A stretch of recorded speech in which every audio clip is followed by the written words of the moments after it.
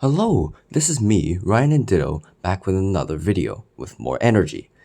I'm sorry for the delay of this video. I have a little bit of a side project I was working on the last week, which you will see really soon. Anyways, my week 2 is against the Tennessee Voltors, which has a really tough team for me to handle. With that out of the way, let's roll the intro and get into the prep.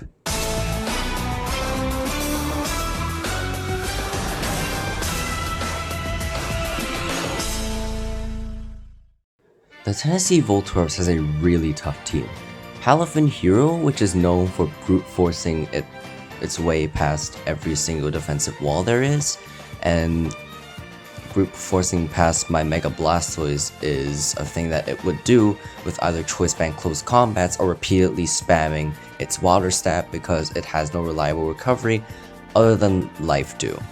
Gholdengo is also really tough for my team to handle if he sets up hazards, which might happen with the combination of Glimmet and Quagsire. Sylveon is always a mon I have to account for, although Zamazenta makes handling it a lot harder. Vikavolt was one of the mons that I was really concerned about, as a Webs plus Palafin mode would most likely put my entire team out of commission. He also has another mode in Cresselia and Mega Camerupt, bringing Trick Room.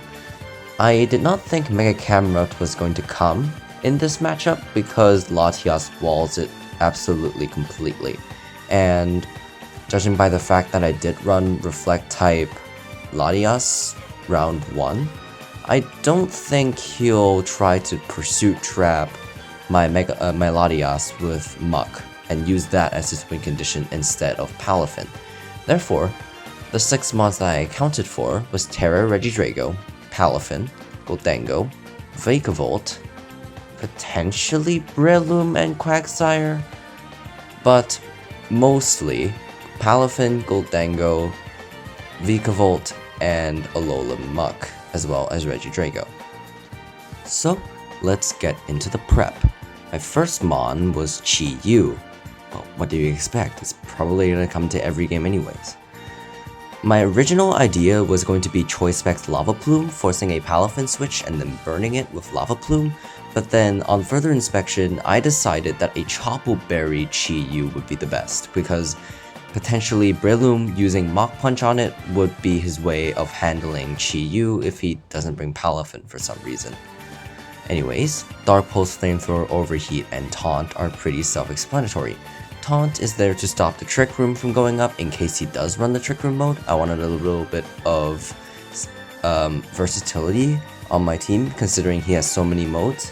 Using Choice Specs to brute force past his Mach and Sylveon sounds appealing, but with Chi-Yu doing so much damage anyways, I decided that Specs was not necessary, as I had the luxury to go modest here. I invested 232 in speed to outspeed Gholdengo. I figured that the max speed timid route was not really worth it because his Palafin would be clicking Jet Punch versus my Chi-Yu anyways. So I decided to dump all my EVs into special attack, given a modest nature, and slap the rest into HP. My next pick is Mega Blastoise. Judging by the fact that he does have a Palafin, having a reliable switch into that Palafin is really nice. Rapid Spin in case he does set up hazards, as Dark Pulse threatens out Gholdengo. I also have Water Pulse as my stat move, and Ice Beam to hit a Breloom on the switch, and potentially even kill it after a Rapid Spin speed boost. I gave it 252 health EVs to better live Palafin's attacks, invested 108 into speed so that I can outspeed Palafin after a Rapid Spin speed boost, and then invested the rest into special attack and gave it a modest nature to hit Gholdengo with that Dark Pulse harder. My next mon is Togekiss. I figured that Togekiss was my best Breloom counter, so I gave it Safety Goggles to prevent the Spore, Terra Steel in case I have to get out of a Terra Poison or Terra Steel Regidrago, which would become very troubling for my team. Air Slash, it's probably going to be on every single Togekiss ever. Thunder Wave is really good for disabling Palafin from clicking flip turn, for example. Roost, I think it was necessary so that it can repeatedly stave off Breloom, and then I use Flamethrower so that it won't be a sitting duck versus Goldango. The speed is there so that I can outspeed a max speed Jolly Breloom, invested the rest in HP, and 80 special attack EVs. My next mon is Zamazenta. Zamazenta actually looks extremely good versus this team. Iron Defense, Body Press, and Crunch have little counterplay other than the Mega Camrupt, but if I can get an Iron Defense up somehow versus, for example, Alola Muck, I would be super chilling. Anyways, the set is Iron Defense, Body Press, Crunch, and Behemoth Bash. Behemoth Bash is there for the Sylveon, Crunch is there for the Goldango, and Iron Defense Body Press is pretty self-explanatory as it hits quite literally everything really hard. I gave it max defense, Impish, to maximize Body Press's damage, gave it enough speed to outspeed Jolly Palafin, and then invested the rest in attack so that Behemoth Bash would do more damage. Crunch too, I suppose. Choice Banded Mamoswine actually looks super good versus his team as well. The combination of my Ice Stab and my Ground Stab hits all of his mons for super effective or neutral coverage, bare minimum. That's why I used a Choice Band Mamoswine. And to abuse the amount of switch-ins that force him to go Muck with my Chi-Yu and my Mega Blastoise, so that I can get those free Earthquakes and Icicle Crashes off of my Mamoswine. Anyway, speaking of Icicle Crash and Earthquake, I have both of these moves alongside Ice Shard, giving me a good backup counter to Breloom, and Knockoff so that I can potentially cripple Cresselia and have a good middle ground move to click versus Goldango and Cresselia. Give it enough speed to outspeed Jolly Breloom in case its Choice Band is Choice Locked into a Grass move. Dump 252 into attack so that it can hit as hard as possible, and 80 in HP. I debated going Loaded Dice Rock Blast for the potential Vikavolt lead, but I found out in Calcs that even with an Adamant Nature, you need 5 hits of Rock Blast to OHKO a no defense investment Vikavolt, which definitely isn't happening as it's most probably going to be max HP, max special attack, or even a little bit of defense investment. So yeah, I just decided to go with the Choice Band set and just let webs go up as Mega Blasters would hopefully spin it away. My last mon is Jolteon. Jolteon with Terra Water allows it to better live Palafin's Jet Punch, and in a pinch be my best counter to everything on his team. I have Thunderbolt Volt Switch, which gives me momentum, Terra Blast Water in case he does bring Camrupt, and it also hits most of his team for pretty hard, considering Electric and Water hit most of his team for pretty hard, and instead of HP Ice, I go for HP Flying, as HP Ice actually never KOs Breloom, and Breloom seems to be a pretty big threat during prep. I decided to go for the Expert Belt as I'm hitting a lot of mons for super effective, especially Palafin, and I don't want my Jolteon to be chipped, as in prep, a 252 plus attack Palafin's Jet Punch does exactly 45% to my Jolteon, so if I take a Life Orb chip, I will be in range for the next Jet Punch to KO. Anyway, speaking of tanking Jet Punches, my Jolteon has 124 defense EVs to avoid the 2-hit KO, 132 speed EVs so that it outspeeds a Jolly Palafin in case he does bring max speed Jolly, and invested the rest into special attack alongside a Modest Nature to hit as hard as possible. Well, that is the prep. Let's take a look at the battle itself and team preview. So looking at team preview, this is really bad. I under-prepped for the Trick Room mode, and he did end up bringing the Trick Room mode. That means that Mega Camrupt is going to be a really, really big problem, because my entire team just folds to it. I have to somehow align my Chi-Yu versus their Cresselia, taunt them to not let them set up Trick Room, and then threaten them out. I need to not let Trick Room get up. So I lead with Chi-Yu, to potentially stop a Cresselia Trick Room lead, but he goes Quagsire. He could either just go for the freest Stealth Rock in existence, or he can just go for EQ and immediately dead my Chi-Yu, which I desperately need health on for that Breloom. So I went for the safe play. I go for Togekiss, and he sets up the Stealth Rock, and that's really unfortunate. I go for Air Slash. I did not get the flinch.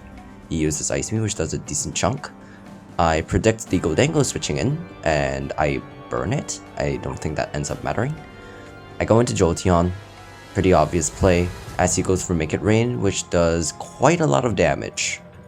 And then here, I go for the Terra Water Terra Blast, hoping to catch the Camerupt, but unfortunately I only catch the Quagsire as I go for another Terra Blast, and then here is an interaction that I didn't know existed.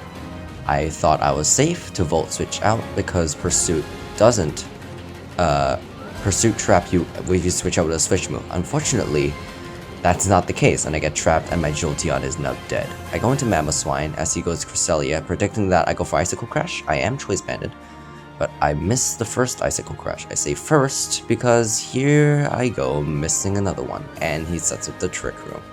Psychic does surprisingly a lot as Icicle Crash finally lands and does a solid chunk. I have to switch out now, but he brings in the Camerupt. He sacks his Quagsire, which is perfectly respectable. And then now he goes back into his Muck. I have to switch out. I go into Zamazenta, which Muck can't really touch. Poison Jab does absolutely nothing, and he goes into Goldango, which my Body Press hits for no damage. He misses another Focus Blast versus my Zamazenta, and then Crunch KOs it back in return, but then now Camerupt has a free kill. I decide to sack Togekiss here because it looks the most useless between Muck and Cresselia. He goes back into Cresselia as I go for my Air Slash. Unfortunately, I did not make the double into Chi-Yu here, and now I have to go for the flinch down. That's one flinch. I don't think I'm getting it. That's another Air Slash, and he gets up the Trick Room sadly. So I just sack Togekiss here. Go into Zamazenta to pressure his backline as he goes back into Camerupt. Body Press doesn't do a lot. I decide to sack Zamazenta here. It was not really that useful in the end game, I believe. And then here, I have a decision to make. Either I can Rapid Spin, get rid of the Stealth Rocks, and gain a speed boost outside of Trick Room, or I can predict a Cresselia or Muck switching in to absorb that Rapid Spin and either dent my Blastoise or go for another Trick Room. I go for Water Pulse, predicting Muck/Cresselia, and I guess wrong as he goes into Breloom. Water Pulse ends up doing a lot of damage, but then I have to sack Blastoise to the Seed Bomb. I go into Chi-Yu knowing that I'm super safe versus Mach Punch. So here I just click my Fire move, which does a lot to Muck. Unsurprisingly, it's a Chi-Yu, as Chi-Yu picks up the kill. He goes back into Breloom, and Mach Punch actually KOs me through my Chople Berry. Apparently, he was Choice Band this entire time, and actually, those Stealth Rocks mattered so much, because the rocks chipped me into range to be KO'd by a Choice Band Mach Punch Breloom. And now, I have nothing else to do to click Ice Shard, giving my differential one last push, and then dying to Cresselia. So that's how I lost my game 2, sadly. As for my post-match thoughts, I could have played that a lot better. I actually didn't know about the interaction between Volt Switch, like Switch moves in general, and Pursuit. I didn't know that that would happen. If I did know that was happen, I might have prepped for it. But the 2 Icicle Crashes missing was obviously unfortunate. But I feel like if I could have aligned my Chi-Yu versus Cresselia and gotten off a taunt, the game would have been a lot more different. And me not spinning there was really bad. Because what spin would do, Muck would have never killed me. Cresselia could have gotten Trick Room up, but I could have gone for a Dark Pulse flinch. At least it wasn't a complete 50-50. Right? And he did ended up going Breadloom, so the play would have gone my way as well. So yeah, but this is all just in hindsight. The game can't be changed. At least the differential is a bit small, only at -2. So let's see if we can salvage that next week. Speaking of next week, my next week's matchups is against one of the top teams right now who swept week 1 with a Terra fighting Swoobat. So let's see how I face against that. He also has a very fun core of Kieran Black, Sneasler, Volcarona, and Dugtrio, with Spectria to back it up. So let's see how I do next week. See you then.